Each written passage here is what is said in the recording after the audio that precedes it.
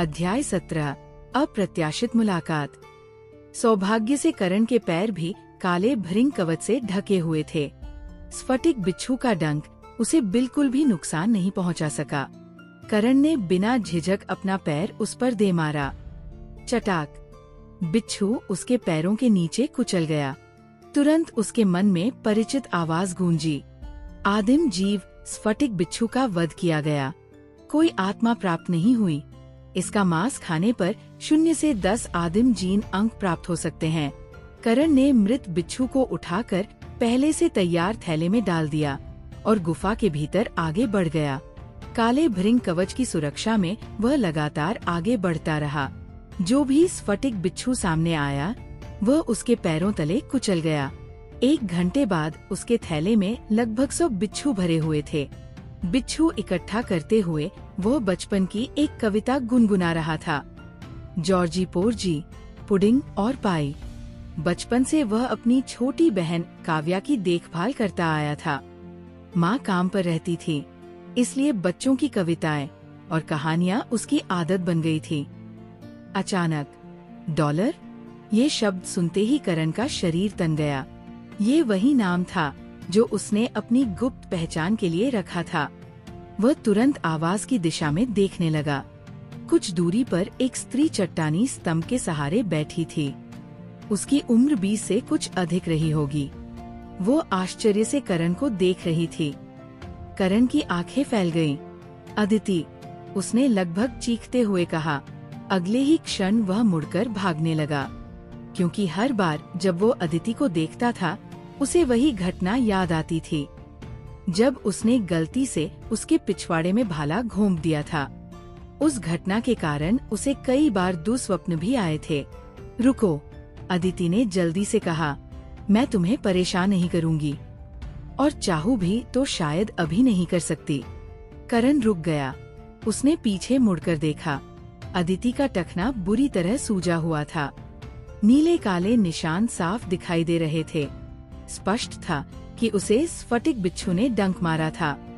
करण अचानक सतर्क हो गया। अदिति कई वर्षों से लौह कवच शिविर की सबसे शक्तिशाली योद्धाओं में से एक थी। उसके पास न जाने कितनी उत्परिवर्ती और दिव्य रक्त आत्माएं होंगी, लेकिन इस समय वो घायल थी। जहर शायद उसे मार नहीं सकता था, क्योंकि उसके जीन अंक बहुत अधिक थे। फिर भी उसकी लड़ने की क्षमता निश्चित रूप से प्रभावित हुई थी। कम से कम वह चल नहीं पा रही थी। करण के मन में एक खतरनाक विचार आया। उसने मुझे हमेशा परेशान किया है। अगर मैं इस समय उससे थोड़ा फायदा उठा लूं तो? उसकी नजरें चमक उठीं, लेकिन अदिति जैसे उसके मन की बात पड़ चुकी थी। अचानक उसने एक आत्मा बुलाई। बैंगनी तितली जैसी आकृति हवा में उभरी। अगले ही पल वह एक सुंदर बैंगनी कटार में बदल गई। अदिति मुस्कुराई। तुम जानते हो इसका नाम क्या है? नहीं, करण ने सिर हिलाया। हालांकि वो समझ गया था कि यह कोई साधारण हथियार नहीं था। ये दुष्ट तितली की आत्मा है और इस कटार में घातक विष भरा हुआ है। अदिति की मुस्कान और गहरी हो गई। अब तुम खुद तय करो कि तुम्हारा कवच इसे रोक पाएगा या नहीं। करण का चेहरा कवच के भीतर लाल पड़ गया। उसने तुरंत अपने मन के सारे गलत विचार त्याग दिए। दिव्य रक्त कवच भी शायद दिव्य रक्त कटार को न रोक पाए। जोखिम लेना मूर्खता होती। उसने खांसते हुए कहा, आप बेवजह चिंता कर रही हैं। हम तो अभी अभी मिले हैं। मेरे मन में आपके लिए कोई बुरी भावना नहीं है। अदिति मुस्कुराई और कटार वापस रख ली। मैं चल नहीं सकती। अगर तुम मुझे सुरक्षित बाहर ले जाओ तो मैं तुम्हें अच्छा इनाम दूंगी। करण ने तुरंत हामी नहीं भरी। वो उत्सुक था। आप यहाँ अकेली कैसे पहुँची? रास्ते में तो कहीं भी मरे हुए बिच्छू नहीं दिखे। अदिति ने समझाना शुरू किया। मैं एक उत्परिवर्ती स्फटिक बिच्छू का शिकार करने आई थी, लेकिन वह मेरी अपेक्षा से अधिक चालाक निकला। जब मेरा धूप धुआं खत्म होने वाला था, उसने अन्य बिच्छुओं को मेरे ऊपर हमला करने के लिए उकसा दिया। धूप खत्म होते ही साधारण बिच्छू भी मुझसे नहीं डरे। मैंने उन्हें रोक लिया, लेकिन उसी दौरान उत्परिवर्ती बिच्छू ने मुझे डंक मार दिया। अब यहाँ से निकलना लगभग असंभव है। फिर उसने करण की ओर देखा। तुमने सु शाओचियाओ के साथ सौदा किया था ना? मुझे बाहर ले चलो, मैं उतना ही भुगतान कर दूंगी। करण की आंखें फैल गईं। आपको उत्परिवर्ती बिच्छू ने डंक मारा? और क्या? अदिति ने शांत स्वर में कहा। अगर केवल साधारण बिच्छू होता तो मैं किसी से मदद नहीं मांगती। अब करण समझ गया। धूप की वजह से बिच्छू अदिति के पास नहीं आ रहे थे और वो ये सोच रही थी कि करण भी वही तरीका इस्तेमाल कर रहा है। उसे क्या पता, करण तो रास्ते के सारे बिच्छुओं को पहले ही मार चुका था। तो क्या आपने उस उत्परिवर्ती बिच्छू को मार दिया? करण ने पूछा। हाँ, लेकिन मुझे उसकी आत्मा नहीं मिली और उसके शरीर तक पहुंचना असंभव है। बाहर बिच्छुओं की भरमार है। करण कुछ पल सोचता रहा, फिर बोला, मैं आपको बाहर ले जाऊंगा, लेकिन पैसों के लिए नहीं। अदिति ने भौं उठाई। तो? करण मुस्कुराया। मुझे एक उत्परिवर्ती आत्मा चाहिए। तुम बहुत लालची हो। अदिति ने उसे घूरा। करण ने कंधे उचकाए। आप जैसी शक्तिशाली व्यक्ति के लिए एक उत्परिवर्ती आत्मा कोई बड़ी चीज नहीं है। क्या आपकी जान उससे भी कम कीमत रखती है? कुछ क्षण दोनों एक दूसरे को देखते रहे। फिर अदिति ने सिर हिला दिया। ठीक है, सौदा मंजूर है। करण ने जोर से ताली बजाई। शानदार, मुझे आपके साथ व्यापार करना पसंद है, मिस अदिति। ये कहकर वो गुफा के और भीतर चल पड़ा। अदिति उसे जाते हुए देखती रही। उसके चेहरे पर पहली बार जिज्ञासा की झलक उभरी। वह सोच रही थी, करण आखिर करने क्या जा रहा है? अध्याय 18 उत्परिवर्ती जीव। तुम क्या कर रहे हो? अदिति ने भौहें सिकोड़ते हुए पूछा। जिस उत्परिवर्ती स्फटिक बिच्छू को तुमने मारा है, उसकी लाश उठाने जा रहा हूँ। उसके बाद तुम्हें बाहर ले जाऊंगा। करण ने बिना रुके जवाब दिया और गुफा के भीतर आगे बढ़ता रहा। वहाँ इतने सारे बिच्छू हैं। क्या तुम्हें धूप की जरूरत नहीं पड़ती? अदिति ने हैरानी से पूछा। करण ने पीछे मुड़कर मुस्कुराया। मर्दों को धूप की क्या जरूरत? कुछ देर बाद वो वापस लौटा। उसके हाथ में लगभग 1 फुट लंबा विशाल नीला स्फटिक बिच्छू था। अदिति ने उसे ऊपर से नीचे तक देखा और लंबी सांस छोड़ी। तो तुमने मुझे बेवकूफ बनाया था। बाहर के सारे स्फटिक बिच्छू तुम पहले ही मार चुके हो, है ना? अच्छी समझ है तुम्हारी। करण ने अपना थैला उल्टा कर दिया। क्षण भर में दर्जनों मृत स्फटिक बिच्छुओं का ढेर बन गया। अदिति पहले से अनुमान लगा चुकी थी। फिर भी इतनी बड़ी संख्या देखकर उसकी आंखों में आश्चर्य झलक उठा। करण ने पहले उत्परिवर्ती बिच्छू की लाश थैले में रखी, फिर बाकी जगह साधारण स्फटिक बिच्छुओं से भर दी। कुछ बिच्छू फिर भी बच गए। करण ने उन्हें व्यर्थ नहीं जाने दिया। उसने वहीं बैठकर उनका मांस खाना शुरू कर दिया। कुछ ही देर बाद उसके मन में आवाज गूंजी। आदिम स्फटिक बिच्छू का मांस खाया गया। 4 आदिम शक्ति अंक प्राप्त हुए। अदिति अविश्वास से उसे देखती रही। मैंने तुम्हारे जैसा इंसान कभी नहीं देखा। इतने अच्छे उपकरण होने के बावजूद तुम इतनी कंजूसी करते हो कि ये सब खा जाते हो। करण हंस पड़ा। फिर वो अदिति के सामने झुक गया। चलो, पीठ पर बैठो। अब तो सारे बिच्छू मर चुके हैं, मैं खुद चल सकती हूँ। अदिति ने कहा, तुमने मुझे उत्परिवर्ती आत्मा देने का वादा किया है, वह तो अब वापस नहीं ले सकती।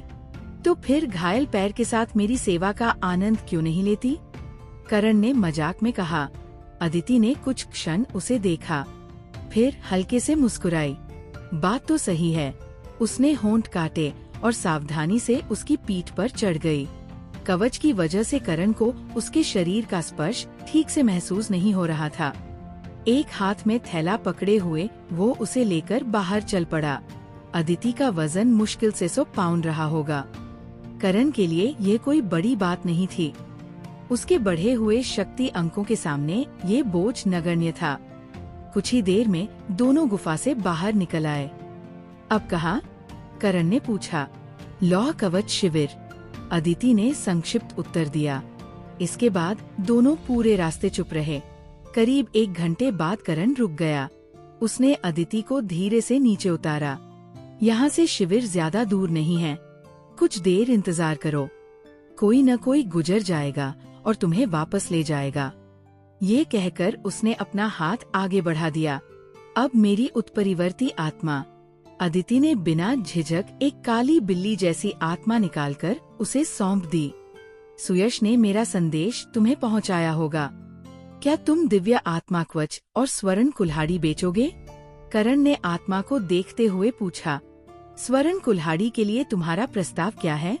20 लाख। करण का चेहरा उतर गया।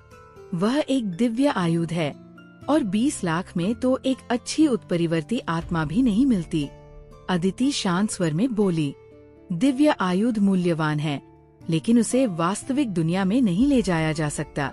आत्माएं वास्तविक दुनिया में भी उपयोगी होती है, यही कीमत का अंतर है।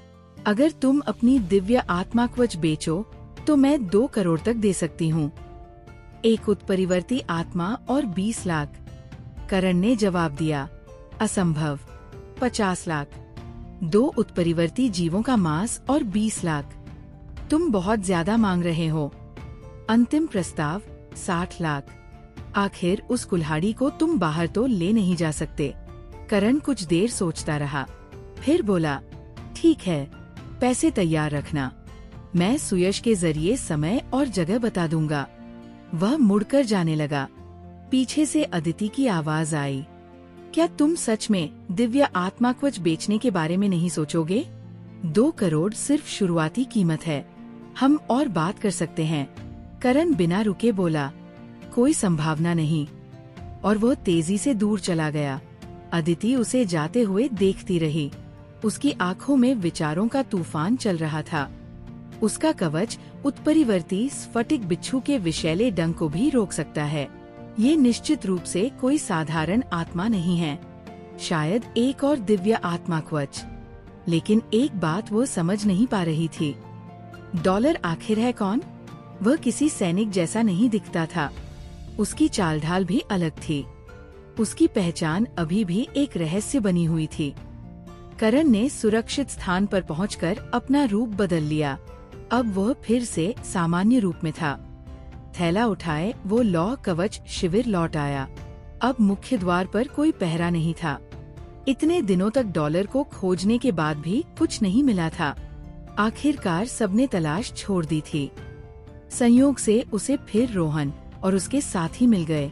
एक युवक हंसते हुए बोला, अरे पिछवाड़ा पागल, आज फिर पूरा थैला भरकर लाए हो?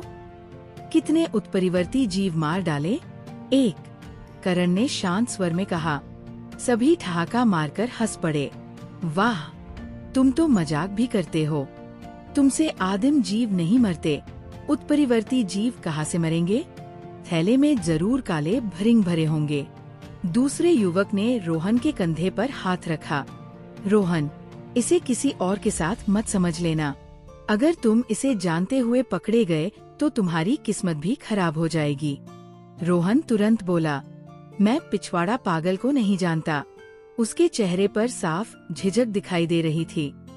करण ने उनकी तरफ देखा तक नहीं। वह थैला उठाकर अपने कमरे की ओर चल पड़ा। उसने उत्परिवर्ती स्फटिक बिच्छू अपने पास रखने का फैसला किया। बाकी सारे बिच्छू वो सुयश को बेच देगा। आखिर उसके पास कालमणि थी। वह आधे महीने में किसी भी जीव को उत्परिवर्ती बना सकता था, लेकिन अब उसका लक्ष्य उससे भी बड़ा था। करण की आंखों में चमक उभरी। उसे उत्परिवर्ती जीव नहीं, दिव्य जीव चाहिए थे।